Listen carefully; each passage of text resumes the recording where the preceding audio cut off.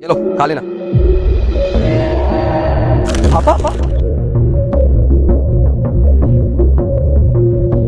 Uncle जी आप ठीक तो है? मैं ठीक हूँ। मैं इसलिए पूछ रहा था कि आपको इतनी सारी चोटें लगी हुई हैं, यहाँ तक कि आपके कपड़े फटे हुए हैं और आप ऐसे रोड पे बैठे हुए हैं। आप ठीक हैं? मैं ठीक हूँ, मुझे कुछ नहीं हुआ। ये चोट में तो वैसे गिर गया था, यहीं पे गिर गया था, वही चोट है। अच्छा अंकल जी आप बोले तो मैं आपको आपके घर छोड़ दूं, आपका घर भी तो होगा ना?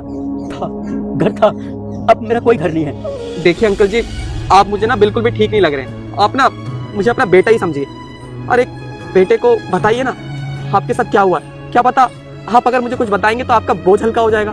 मौजी मेरे 2 बेटे हैं, मैं अपने छोटे बेटे के पास रहता था। छोटे बेटे ने कुछ दिन तो ठीक रहा, वो कुछ दिनों बाद उसने मुझे और उसकी बहू ने धक्के मारकर बाहर निकाल दिया।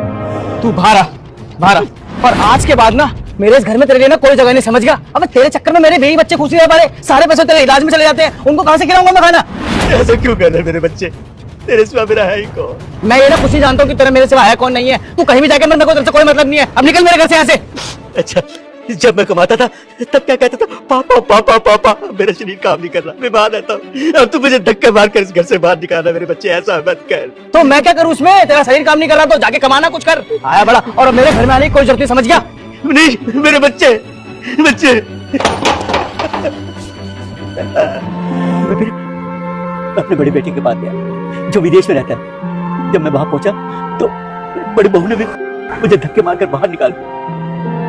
बाबूजी अगर मेरा बड़ा बेटा घर पे होता ना, किसी की हिम्मत नहीं थी कि मुझ पर हाथ उठा जाता। वो मुझसे बहुत प्यार करता है। उसके विदेश जाने के बाद सबका रवैया बदल गया है।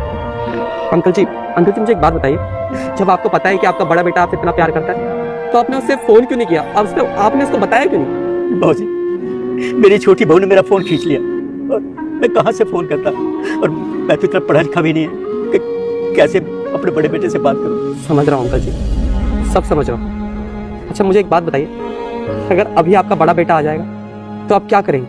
बड़ा बेटा? मेरा बड़ा बेटा आएगा ना, वो जब मुझे इस हालत में देखेगा ना जाने उस पर क्या बीतेगी।